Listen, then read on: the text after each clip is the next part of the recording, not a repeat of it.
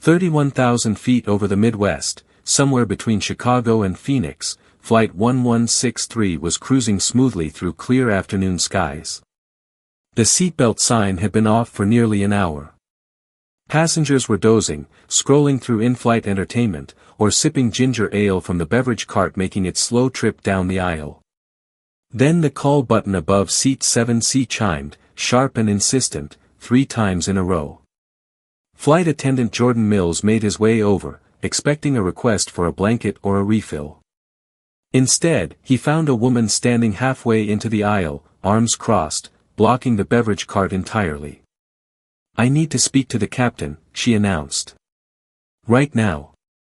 "Ma'am, the captain is currently flying the aircraft," Jordan said carefully. "Is everything okay? Can I help with something?" "No, you cannot," she snapped. "I overheard the first officer say something on the interphone that sounded off, and frankly, given everything going on in the airline industry lately, I want to see this captain's license. His actual license. Right now. I have every right as a paying passenger to verify that the person flying this plane is qualified." Jordan blinked, momentarily unsure if he'd heard correctly.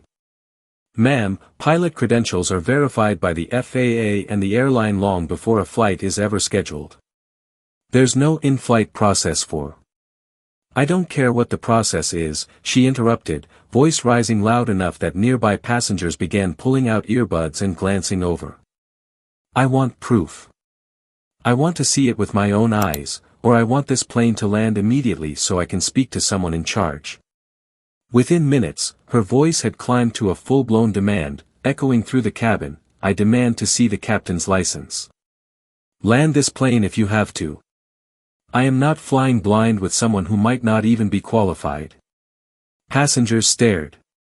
A few nervous murmurs rippled through the rows. Somewhere near the back, a child began asking his mother if something was wrong with the plane. What none of them knew yet, what this woman herself didn't fully realize, was that her outburst was about to trigger a federal response, a pair of waiting law enforcement officers on the tarmac in Phoenix, and a very public, very humiliating reckoning that would follow her long after she stepped off that aircraft. This is that story. Hey everyone, welcome back to the channel. If you're new here, we tell true-to-life stories about entitled people who think the rules, and sometimes even federal law, simply don't apply to them, and we follow those stories all the way to their most satisfying possible ending. Today's story takes us 31,000 feet in the air, where one HOA president decides mid-flight that she has the right to personally verify a commercial airline captain's license, and ends up learning, in the most public way possible, exactly why that's not how aviation security works. This story has real tension, a genuinely wild confrontation, and a karma ending involving actual federal agents, so stick around till the end. Let's get into it. Before the chaos at 31,000 feet, Flight 1163 was a completely ordinary Tuesday afternoon route, one of thousands of flights crossing American skies that day, carrying business travelers, families heading to visit relatives, and a handful of college students flying home for a long weekend. Captain Marcus Whitfield had been flying commercially for 19 years, the last 11 of them as a captain. Before that, he'd spent 6 years as an Air Force pilot, logging thousands of hours in both military and commercial aircraft. He was calm under pressure, methodical, well-respected by his crews, and known throughout the airline for his unusually thorough pre-flight briefings, a habit that had earned him a reputation as one of the safest, most detail-oriented captains on the roster. First Officer Rene Alvarez, his co-pilot that day, had flown with Marcus a dozen times before and trusted him completely. Their pre-flight briefing that morning had been routine, weather looked clear across the entire route, minimal turbulence expected, a smooth 4-hour flight from Chicago to Phoenix.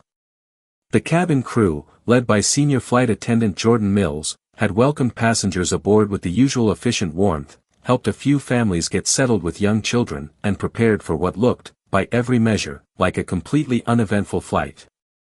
Nothing about that afternoon suggested anything unusual was coming. Until Seat 7C. Her name was Linda Chastain, and within the Brookhaven Pines Homeowners Association, she was infamous, not for her kindness or community involvement, but for a decade-long reign as HOA president built almost entirely on suspicion, control, and an unshakable belief that she alone could identify danger and incompetence wherever others failed to notice it. Linda had built her HOA presidency around what she liked to call vigilance. She inspected neighbors' recycling bins for improper sorting violations. She once accused a new resident of being clearly unqualified to own a home in the community because his moving truck arrived a day earlier than his official closing date, insisting, without any evidence, that something didn't add up.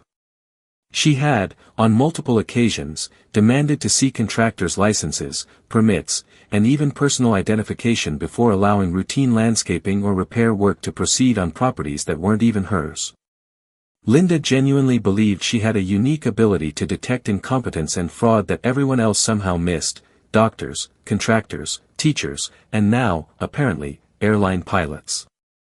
She was flying to Phoenix that day for a family visit, seated in 7C after a slightly bumpy taxi and a delayed pushback that had already put her in a foul mood. When she overheard First Officer Alvarez relay a routine altitude clearance over the interphone, standard cockpit-to-cabin communication, using perfectly normal aviation terminology, Linda, unfamiliar with basic flight communication protocols, decided the phrasing sounded off. Rather than asking a flight attendant a simple question, Linda decided this was the moment to exercise her signature vigilance at 31,000 feet, in the middle of a pressurized aircraft, surrounded by over 150 passengers who had absolutely nothing to do with her suspicions.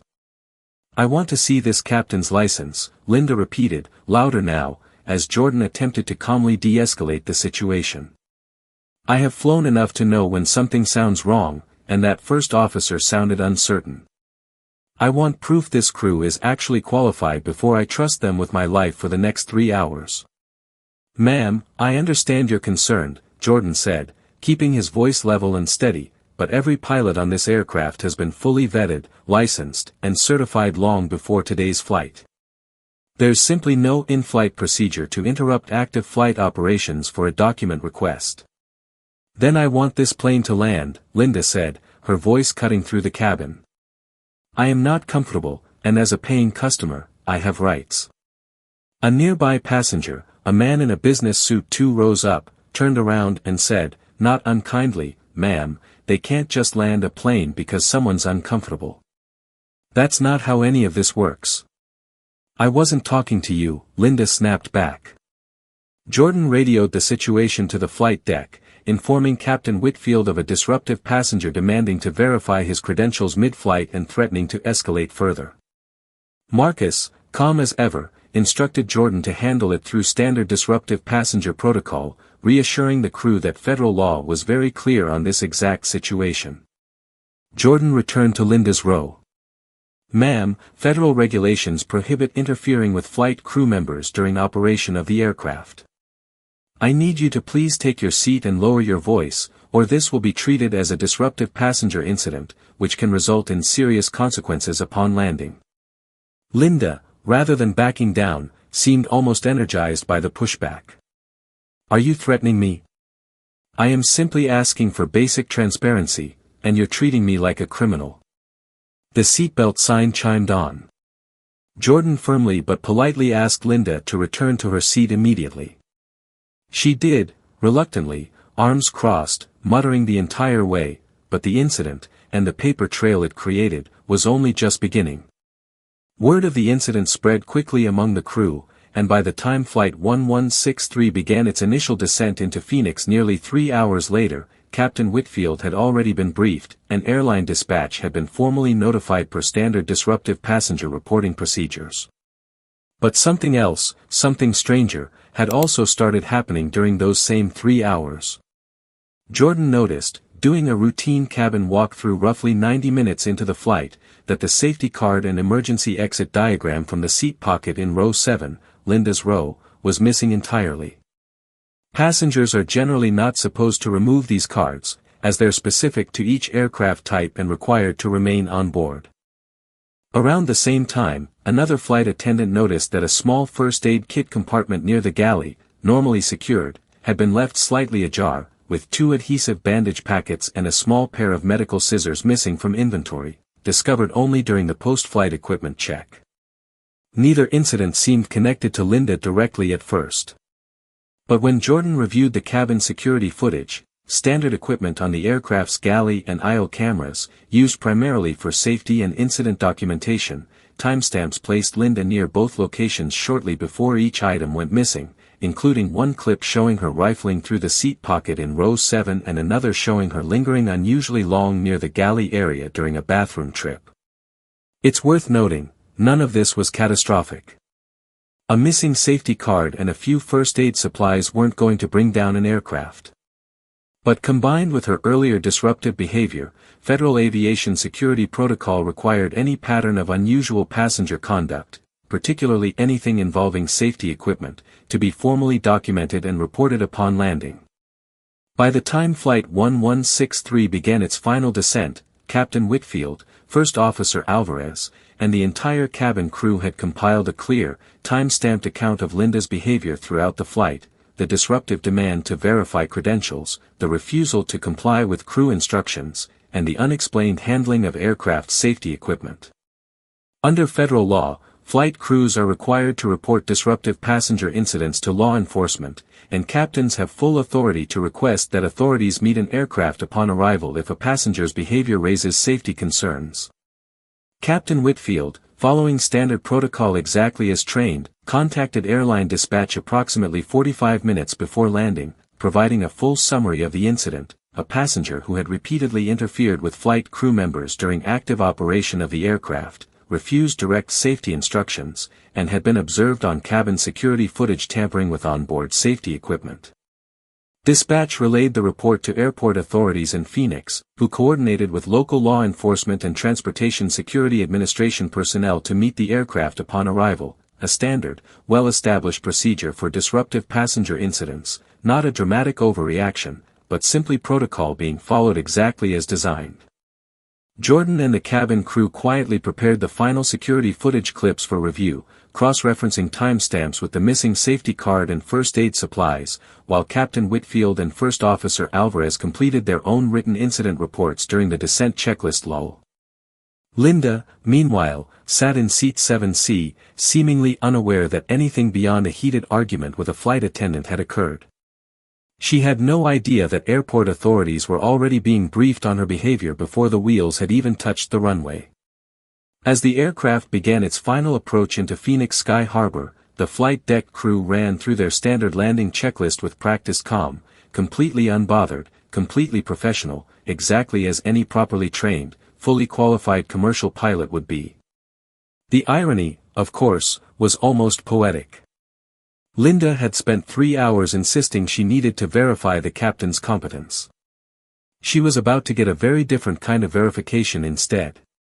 The moment Flight 1163 taxied to the gate, the seatbelt sign chimed off, and passengers began the usual shuffle of standing, stretching, and reaching for overhead bins.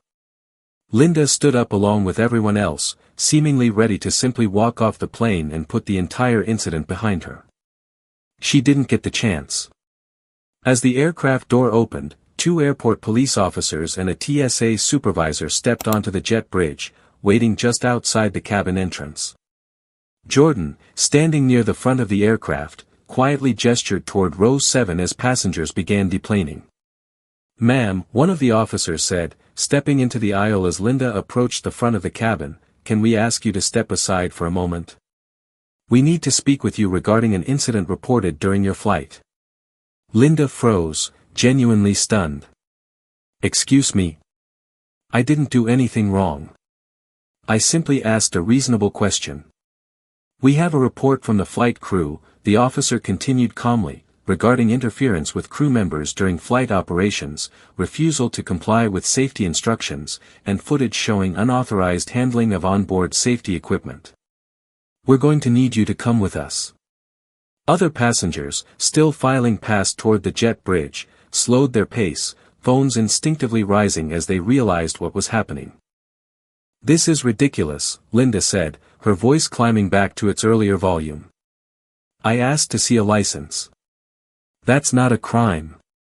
"Ma'am, interfering with a flight crew during active operation of an aircraft is a federal offense," the officer said evenly.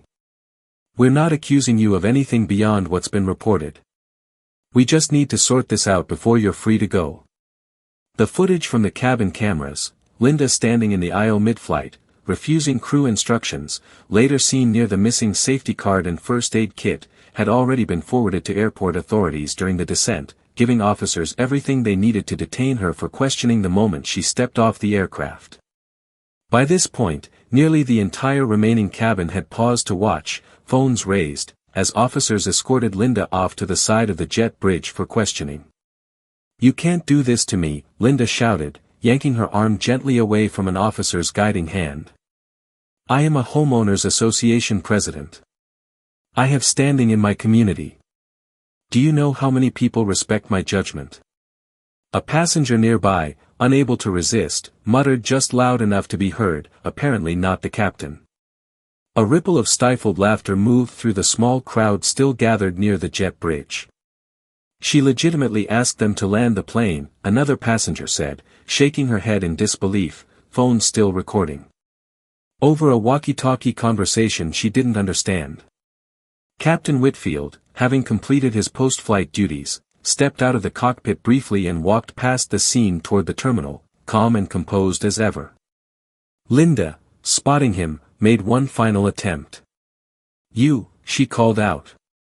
"Show them your license. Show everyone right now that you're actually qualified." Marcus paused, turned toward her with an expression of genuine, almost amused disbelief, and said simply, "Ma'am, I've been flying for 19 years. I don't need to prove that to a passenger in the middle of a federal detainment for interfering with my crew." He continued toward the terminal without another word, leaving Linda standing red-faced beside two increasingly unimpressed officers, surrounded by a small but very entertained audience of fellow passengers. "This is discrimination," Linda shouted after him, though it wasn't entirely clear what, exactly, she believed she was being discriminated against for.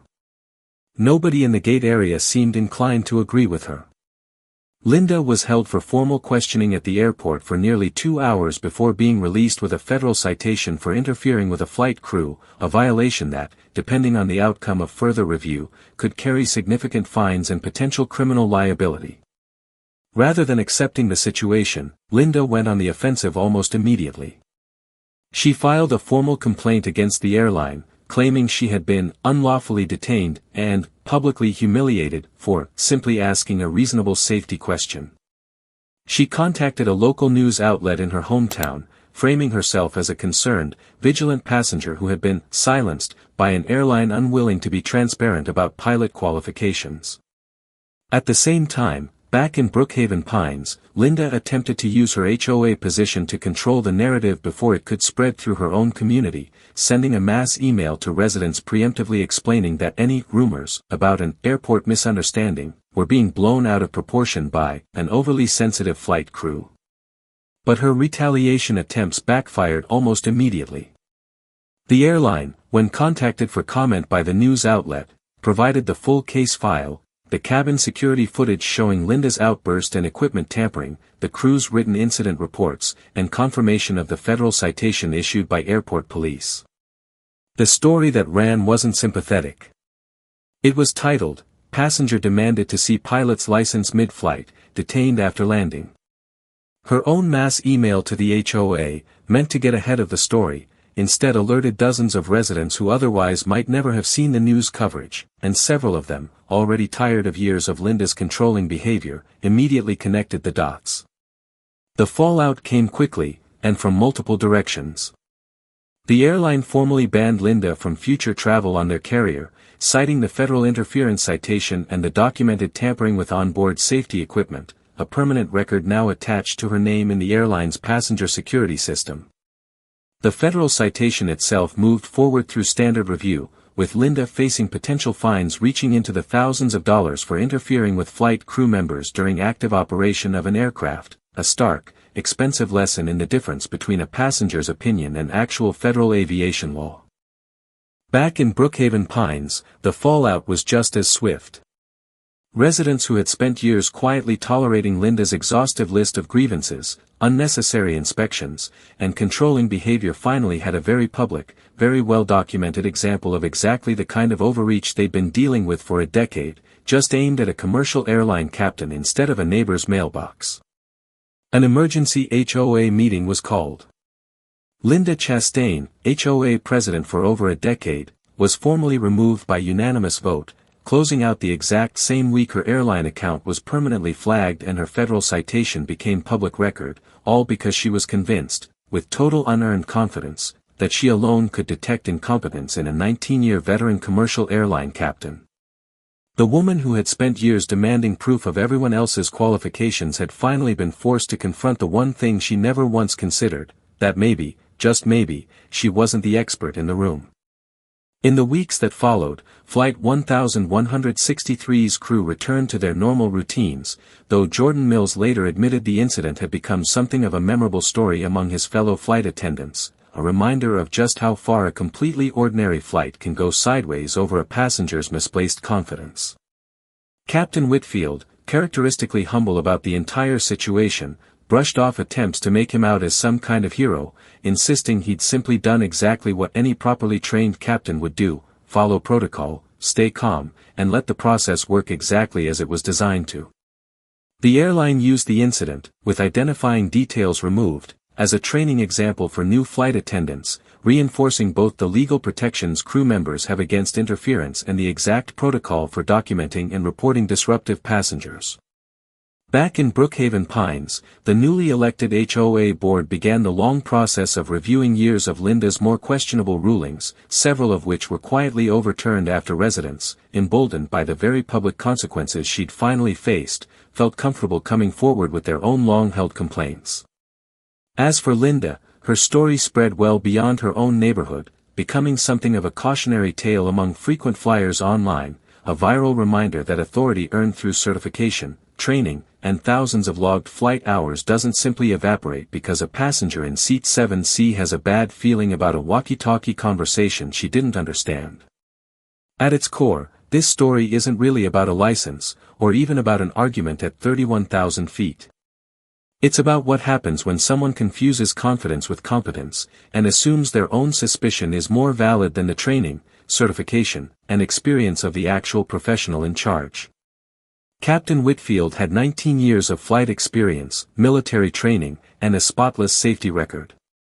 Linda had an overheard phrase she didn't understand and a lifetime of assuming her instincts outranked everyone else's expertise. That gap, between real qualification and unearned confidence, is exactly what got her detained the moment the wheels touched the ground. The lesson here is simple: expertise isn't something you're entitled to challenge just because you're uncomfortable. Trained professionals, pilots, doctors, contractors, engineers, have earned their qualifications through years of work most passengers never see. Demanding proof mid-crisis doesn't make you vigilant. It makes you the problem. Real safety isn't built on suspicion. It's built on trust, earned over thousands of hours, thousands of flights, and thousands of passengers who made it safely to their destination without ever needing to see a captain's license. So here's what I want to know from you: have you ever witnessed a passenger demand something completely unreasonable mid-flight, or seen someone challenge an expert's authority with absolutely no basis for it? Drop your story in the comments below. I read every single one, and some of the stories you share genuinely deserve their own episode. If you enjoyed this one, hit that subscribe button, leave a like, and I'll see you in the next story. Until then, trust your pilot, respect your crew, and don't be the reason federal agents are waiting at the gate.